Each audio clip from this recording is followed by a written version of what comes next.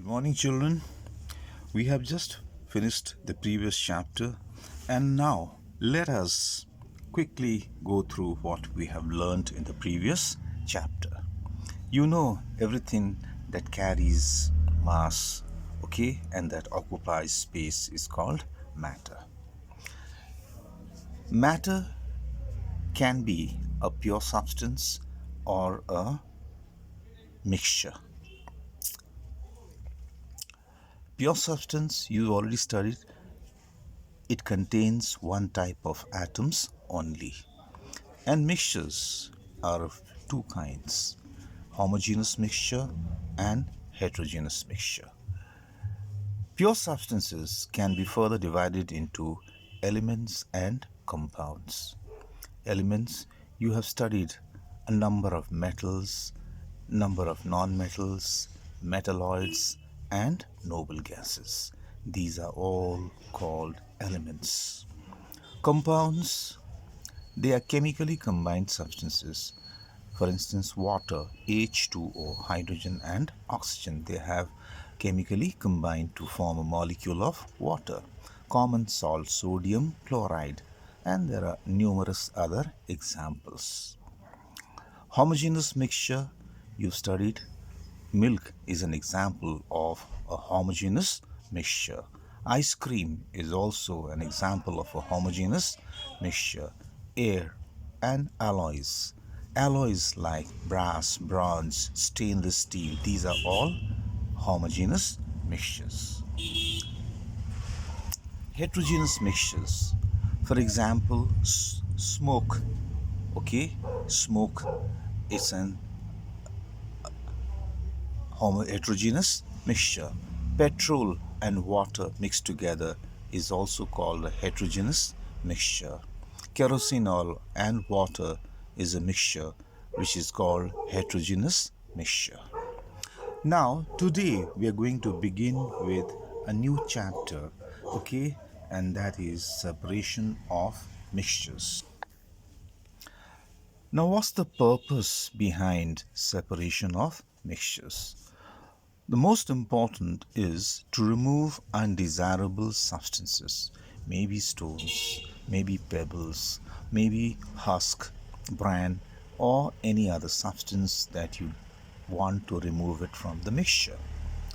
Or to remove harmful substances, maybe toxic substances, and to obtain pure sample of a substance. For instance, you want to obtain distilled water from tap water, so you're going to obtain a sample of a pure substance. Separation of solid mixtures. There are many ways or the methods for separating solid mixtures. Let us discuss the first one, and that is hand picking. Separating unwanted particles from a mixture by hand. So you're going to use your hand. For instance, if you want to remove small pieces of stones from wheat or from rice or from pulses, dal, etc., you go for hand picking. You might have seen the ladies doing this job very effectively.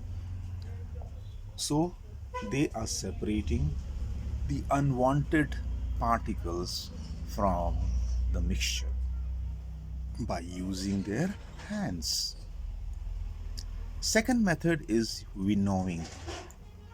Winnowing is the method of separating heavier and lighter components of a mixture by wind.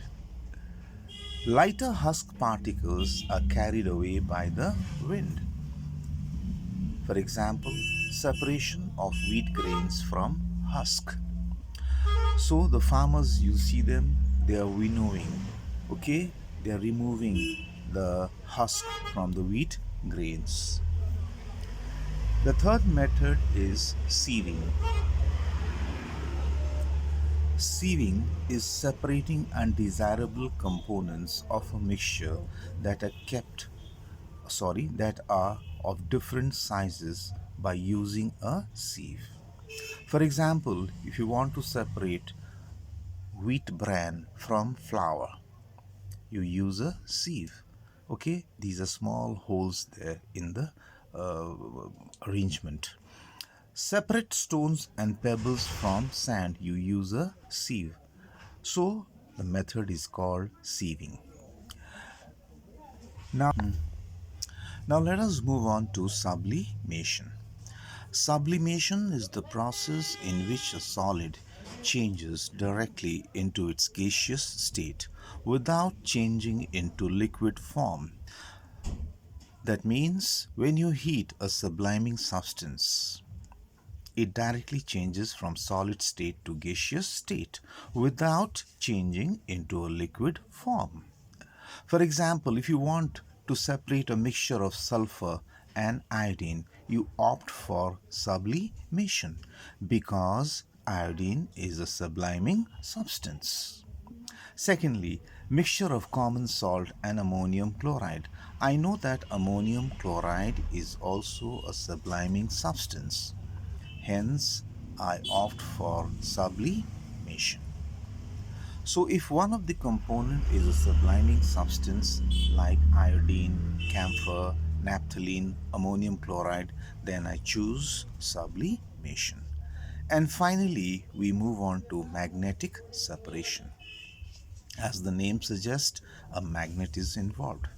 So, it's a method of separating magnetic substances from non-magnetic substance in a mixture using a magnet. For instance, you are given a mixture of iron filings and sulfur. I know that iron filing is a magnetic substance, that means it will get attracted towards the magnet, leaving behind the sulfur.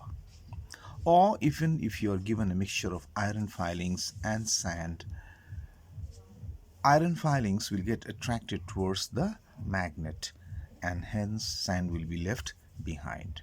So kindly go through all these different methods, different techniques of separation of solid mixtures, and then answer the questions that are given in the next assignment.